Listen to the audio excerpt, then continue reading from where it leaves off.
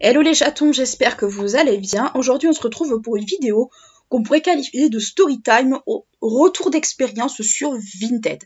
Vous avez mon Vinted souvent en barre d'infos parce que je vends beaucoup de vêtements, il y a beaucoup de vêtements, de trucs dont je me débarrasse parce que je fais beaucoup de vide, j'essaie un peu de garder que les choses en fait dont je me sers, qui me plaisent, qui m'intéressent et auxquelles je tiens.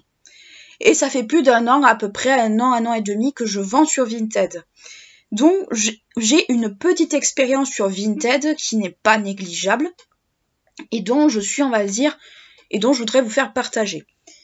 Vinted, vous connaissez, pour ceux qui ne connaissent pas, c'est une vente, on va dire, c'est une plateforme de revente de seconde main. Il n'y a pas de commission et tout ça, vous avez juste, quand l'acheteur achète, il paye l'article et les frais de livraison. Donc en vrai, c'est un peu de la revente entre particuliers. De toute façon, vous aurez tout en barre d'infos, y compris mon Vinted, donc vous pourrez aller faire un tour si vous voulez. Et en fait, j'ai pas eu de trop mauvaise expérience au niveau de Vinted, c'est pas des expériences négatives. Moi, je sais que j'ai par contre quelques petits bémols à dire sur Vinted.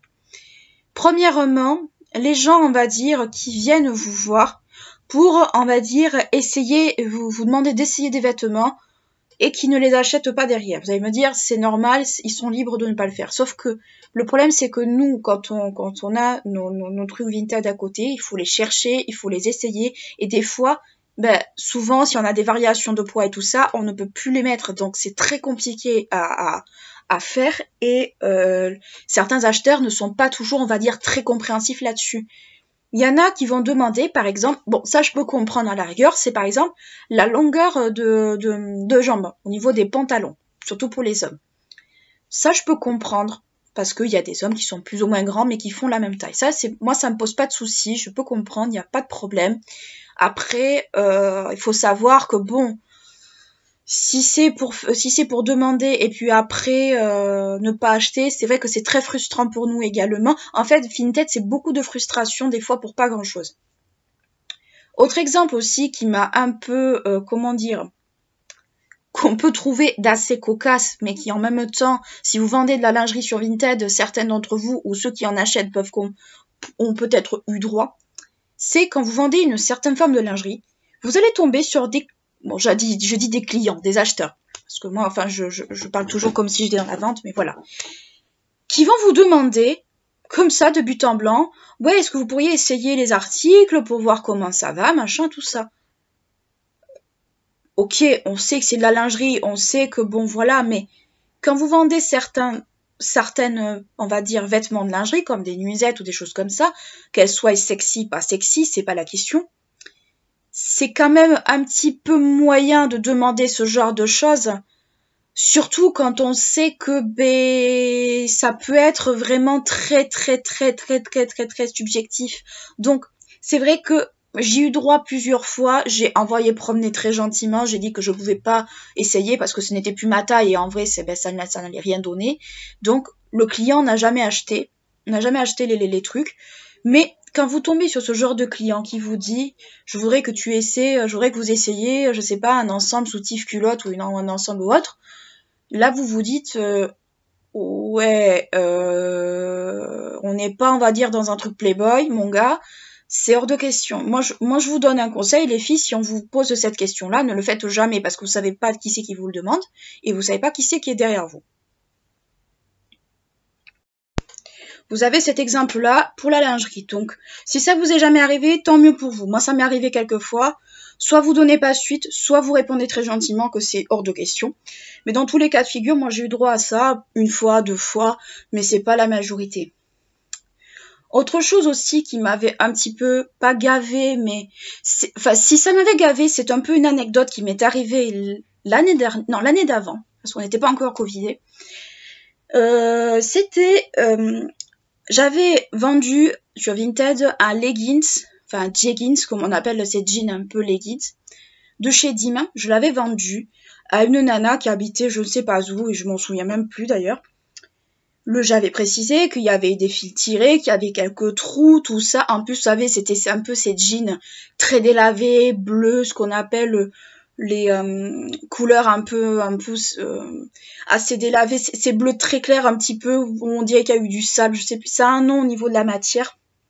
Ça a un nom au niveau de la couleur du jean, je me souviens plus du tout. Bref, je l'ai envoyé, j'avais bien précisé qu'il y avait eu des fils tirés, qu'il y avait des trous. J'avais précisé, c'est surtout en fait c'était sur une des poches arrière. Sinon, il était impeccable, il était lavé, il était propre, il y avait tout. Je l'envoie, et là, je reçois un litige. Je me dis, qu'est-ce qui se passe? C'est quoi le problème? Et la nana me dit, ouais, mais vous avez dit qu'il y avait des trous, mais vous n'avez pas précisé. Il y en a plus que ce que vous avez dit. En plus, il y a une tache, et gna gna gna. J'ai regardé, mais je me suis dit, mais meuf, en vrai, j'avais précisé qu'il y avait des trous. J'avais pas menti. Et les taches, premièrement, c'est une couleur. Je crois que c'était bleach ou quelque chose. C'est les couleurs en fait, les bleus très très clairs, presque blancs. Donc c'est normal qu'il y avait peut-être à certains endroits des taches un peu délavées. C'est la matière qui est comme ça. Donc elle me montre, je vois des trous qui ont été... Déjà, je pense que les trous ont été agrandis parce que la mauvaise foi des acheteurs Vinted, ça s'est déjà vu. Hein. Vous regardez Storytime de certains vendeurs Vinted, vous allez en trouver de la mauvaise foi. Mais là, je suis désolée, ça en était. Je pense qu'en mettant le pantalon, elle a légèrement agrandi les trucs. Et il y avait des trous qui n'étaient pas aussi proéminents. Ça, je m'en souviens très bien, j'avais contrôlé. Il y avait des trous qui n'étaient pas aussi proéminents. Donc, elle ne m'a pas voulu me payer. Il y a eu un remboursement, le litige s'est clôturé. Elle voulait me le renvoyer, moi j'ai dit que je ne savais pas comment ça se faisait. Et à l'époque, c'est vrai, je n'en savais rien. J'ai appris depuis, mais à l'époque, je n'en savais rien. Et l'affaire s'est conclue comme ça. Moi, je suis désolée, mais à partir du moment où, quand vous dites que le truc est un peu abîmé, qu'il y a des fils tirés, qu'il y a quelques trous, ou des choses comme ça, quand c'est précisé, c'est précisé. Il n'y a aucun intérêt à mentir, il n'y a aucun intérêt à faire, on va dire, à être de mauvaise foi, ça n'a aucun intérêt. J'ai travaillé dans la vente, je sais comment ça se passe, donc c'est pas à moi qu'on va apprendre ce genre de truc. Et là, je vois cette nana qui vient me voir, qui limite presque m'apprendrait la vie. Je me suis énervée quand même, ça m'avait beaucoup énervée, ça m'avait beaucoup gonflé. Depuis quand même, bon déjà, elle a jamais rien racheté sur mon profil, c'est qui était très bien, mais ça vous refroidit quand même un peu. Après, vous avez tout ce qui est remise en main propre et tout ça. Moi, j'ai eu aucun souci là-dessus, j'ai eu aucun problème là-dessus. Il y a eu, on va dire, peu de couac à ce niveau-là.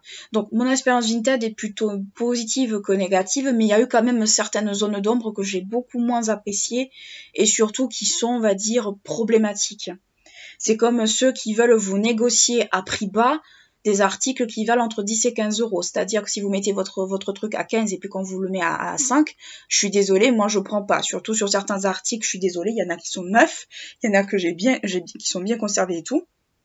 Moi, c'est non négociable, les prix sont fixes, point barre. Il y a eu ce genre de choses.